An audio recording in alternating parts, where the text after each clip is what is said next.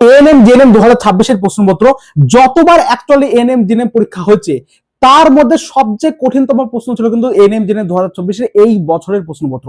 বিগত 4-5 বছর থেকে তো প্রশ্ন কঠিন ছিলই, এবং জবে থেকে অ্যাকচুয়ালি পরীক্ষাটা শুরু হয়েছে একদম বিগত বছরের যে সমস্ত ট্রেন্ড থাকে প্রশ্নের অ্যাকচুয়ালি যে প্রিভিয়াস এর কোশ্চেনে যে অ্যানালাইসিস থাকে সমস্ত অ্যানালাইসিসকে ভেঙে একটা নতুন প্রকারের কিন্তু এএনএম জেএনএম 2026-এর প্রশ্নপত্র করানো হয়েছে।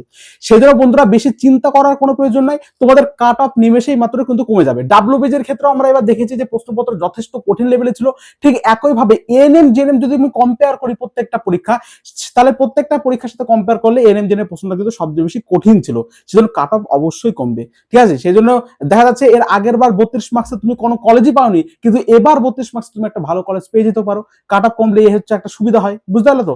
সেই জন্য বেশি দুঃখ পাওয়ার বা প্যানিক করার কোনো প্রয়োজন নেই, প্রত্যেকের পরীক্ষাই কিন্তু একই রকম হয়েছে, তার কারণ তারা যেভাবে অ্যাকচুয়ালি প্র্যাকটিস করেছিল বা যেই কোশ্চেন অনুযায়ী তারা প্র্যাকটিস করেছিল সেরকম টাইপের প্রশ্নপত্র কিন্তু আসেনি। আজকের এই ভিডিওতে বন্ধুরা আমরা সমস্ত পেপার অ্যানালিসিস করব, তার সাথে এএনএম এবং জেএনএম এবার হার্ড প্রশ্নের উপর কিরকম কি কাট অফ যেতে পারে সে সম্পর্কে আমি ডিটেলসে আলোচনা করে দিচ্ছি এবং বলে দিচ্ছি। সেজন্য কাজেই প্রথম থেকে শেষ পর্যন্ত মনোযোগ দিয়ে ভিডিওটা দেখবে এবং স্কিপ করবে না। তোমাদের অনেক রকম প্রশ্নই থাকে যেগুলো আমি ভিডিওর মধ্যেই বলে থাকি, কিন্তু তোমরা শোনো না, শুধুমাত্র কমেন্ট করো। এমনটা করো না, যেটা প্রয়োজন হবে বা যেটা মনে হবে যে আমার এত মার্কসে কিরকম কি আসতে পারে তখন সেটা কমেন্ট করবে, ঠিক আছে? সেজন্য প্রথম থেকে শেষ পর্যন্ত শুনো। আর একটাই কথা আমি তোমাদের প্রথম ক্ষেত্রে বলে দিই যে এই চ্যানেল স্টাডি অফ বেঙ্গল, এই চ্যানেল তোমাদের এএনএম জেএনএম 2026-এর একদম শেষ পর্যন্ত সমস্ত কিছু আপডেট দিয়ে তোমাদের সাহায্য করবে। ডাব্লিউবিজি বোর্ড থেকে যে কোনো আপডেট আসলে এই চ্যানেল থেকে তোমরা আপডেট পেয়ে যাবে। এছাড়াও কোন কোন কলেজে কিরকম কি র্যাঙ্ক যাচ্ছে সমস্ত কিছু আপডেটই কিন্তু এই চ্যানেলের মাধ্যমে তোমরা পেয়ে যাবে। কাজেই সাবস্ক্রাইবটা করে চ্যানেলের পাশে যুক্ত থাকতে পারো, সমস্ত কিছু নোটিফিকেশন এই চ্যানেলের মাধ্যমে তোমরা পরবর্তী ক্ষেত্রে পেয়ে যাবে। এছাড়া কাউন্সিলিং এর বিভিন্ন প্রকার সাহায্য কিন্তু আমি তোমাদের বলে দেবো ডিটেলসে, তোমার র্যাঙ্ক অনুযায়ী কিভাবে অ্যাকচুয়ালি চয়েস ফিলিং করবে, কিভাবে কলেজ সাজাবে, সমস্ত কিছু আমি তোমাদের আলোচনা করে দেবো। তো যাই হোক, আজকে আমি প্রথমত বলে দিই তোমাদের অ্যাকচুয়ালি প্রশ্নের লেভেল কেমন ছিল, তারপর আমি কাট অফের ট্রেন্ডটা তোমাদের বলছি।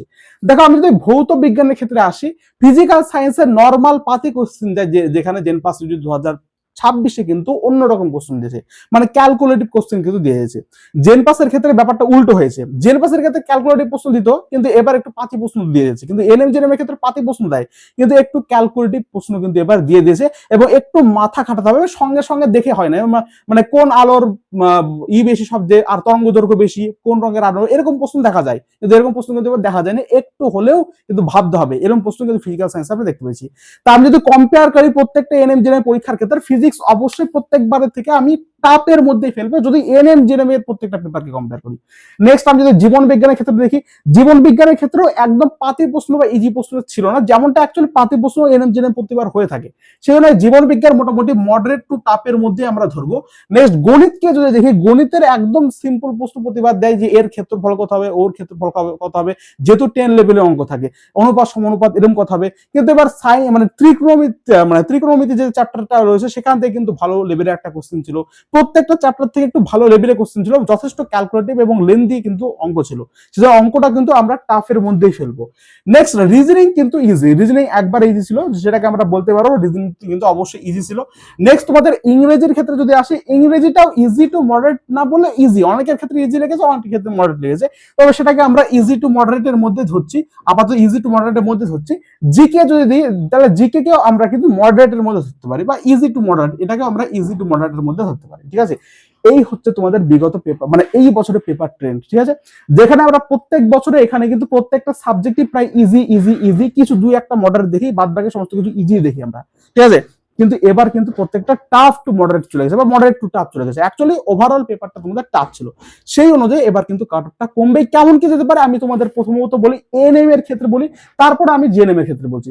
ফার্স্ট অফ অল এএনএম এর ক্ষেত্রে আমি যদি আসি, ওপেন ক্যাটাগরির ক্ষেত্রে কত মার্কস পর্যন্ত অ্যাকচুয়ালি সেফ থাকতে পারবা, ঠিক আছে? সে সম্পর্কে আমি বলছি। সেফ মানে আমি এটা প্রত্যেকটা ক্যাটাগরির ক্ষেত্রে তোমাদের বলে দিচ্ছি, ভালো করে শোনো।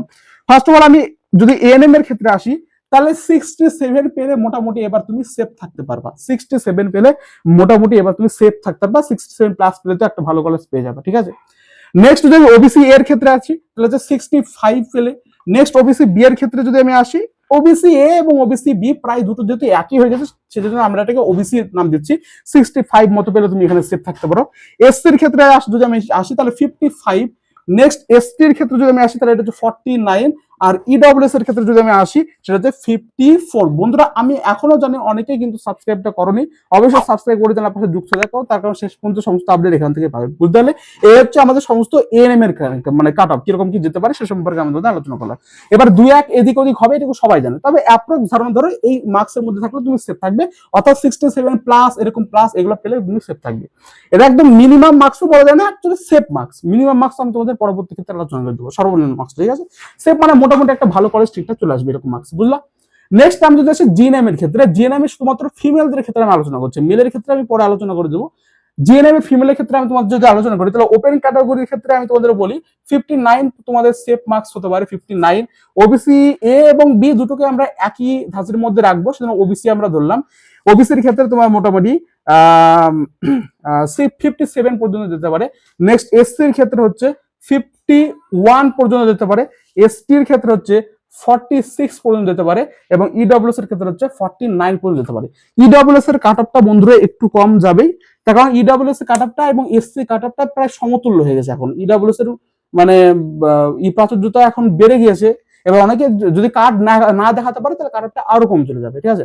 অনেকে এরকম আছে যে ইডব্লিউএস কার্ড এখনো হয়নি, অ্যাপ্লাই করে রেখেছে, এরকম অনেক কিন্তু রয়েছে, ঠিক আছে? তো এই হচ্ছে বিষয়বস্তু, আমি আজকে আলোচনা করে দিলাম তোমাদের এএনএম এবং জিএনএম এর এক্সপেক্টেড কেমন কি যেতে পারে, এবং পরবর্তী ক্ষেত্রে তোমরা অবশ্যই তোমরা কত অ্যাকচুয়ালি এক্সপেক্টেড মার্কস পাচ্ছ সেটা অবশ্যই নিচে লিখে দেবা, এবং তোমাদের যা যা যাবতীয় বক্তব্য সমস্ত কিছু নিচে লিখবা।